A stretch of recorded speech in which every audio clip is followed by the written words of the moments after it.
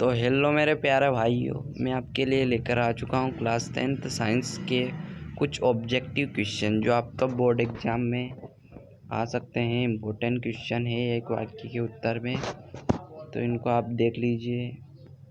पहला प्रश्न क्या आता है आपके प्रकाश के परावर्तन के कितने नियम होते हैं? तो मेरे भाई प्रकाश के परावर्तन के 2 नियम होते हैं, तो इसका उत्तर क्या हो जाएगा? 2 नियम। प्रकाश के परावर्तन के कितने नियम होते हैं? तो इसका उत्तर 2 नियम हो जाएगा मेरे भाई।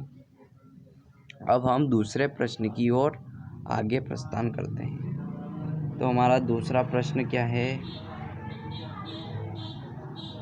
कि जो प्रकाश के परावर्तन के नियमानुसार प्रकाश के परावर्तन के का प्रथम नियम बताना है हमको। कौन सा? पहला नियम। तो हम पहले नियम बताते हैं आपको। तो उत्तर में लिखना है आपतन कोण परावर्तन कोण के बराबर होता है। तो क्या होता है मेरे भाई? बराबर। आपतन कोण परावर्तन कोण के हमेशा बराबर होता है। ये प्रकाश के परावर्तन का प्रथम नियम है मेरे भाई। तो इस वीडियो का आप कंप्लीटली वॉच कीजिए, तो आपके क्वेश्चन समझ में आएंगे, एक वाक्य में आ सकते हैं आपके नंबर और क्वेश्चन है बोर्ड एग्ज़ाम के ये। तो हम अगले क्वेश्चन की ओर बढ़ते हैं। समतल दर्पण द्वारा बना प्रतिबिंब क्या कहलाता है? तो हम बताते हैं आपको आभासी और सीधा होता है। जो प्रतिबिंब आभासी और सीधा होता है वो समतल दर्पण द्वारा प्रतिबिंब कहलाता है। क्या कहलाता है? प्रतिबिंब आभासी और सीधा जो होता है। तो इसका उत्तर क्या हो जाएगा? आभासी और सीधा होता है। तो हम आपके लिए 10 क्वेश्चन लेकर आ चुके हैं इस वीडियो में। तो मेरे भाई हम चौथे क्वेश्चन की ओर बढ़ते हैं। तो आपका चौथा क्वेश्चन क्या आता है मेरे भाई? आपका चौथा क्वेश्चन आता है आधुनिक क्वांटम सिद्धांत के आधार पर प्रकाश को क्या कहते हैं? तो हम बताएंगे आपको। उत्तर में है कण तथा तरंग दोनों माना गया है। कण तथा तरंग दोनों माना गया है। इसका उत्तर क्या हो जाएगा? कण तथा तरंग। तो हम अगले क्वेश्चन की ओर बढ़ते हैं। समतल दर्पण की विक्रेता त्रिज्या होती है। तो क्या होती है मेरे भाई? अनंत होती है। क्या होती है? अनंत। तो हम छठे क्वेश्चन की ओर बढ़ते हैं। छठा क्वेश्चन है आपका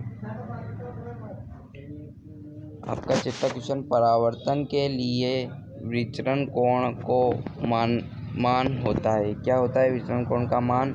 विचरण कोण का मान 180 डिग्री माइनस 2 आई होता है मेरे भाई। तो हम छठे क्वेश्चन की ओर बढ़ते हैं। यदि प्रकाश का आपतन कोण 90 डिग्री हो तो प्रकाश के परावर्तन कोण का विचलन मान क्या होगा? तो 0 डिग्री होगा मेरे भाई, 0 डिग्री। तो इसका उत्तर क्या हो जाएगा? 0 डिग्री। तो हम अगले क्वेश्चन की ओर बढ़ते हैं।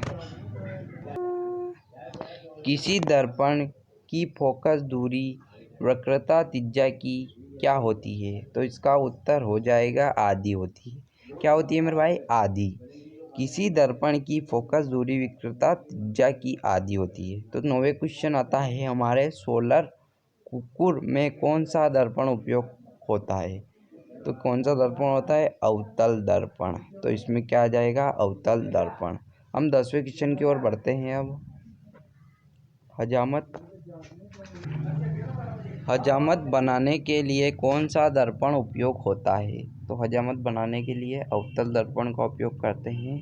11वां क्वेश्चन है आपके किसी दर्पण का दृष्टिकोण बड़ा होता है। तो किस दर्पण का दृष्टिकोण बड़ा होता है? तो उत्तल दर्पण का दृष्टिकोण बहुत ही बड़ा होता है। तो आज के वीडियो में इतना ही। मिलते हैं अगले क्विज के साथ।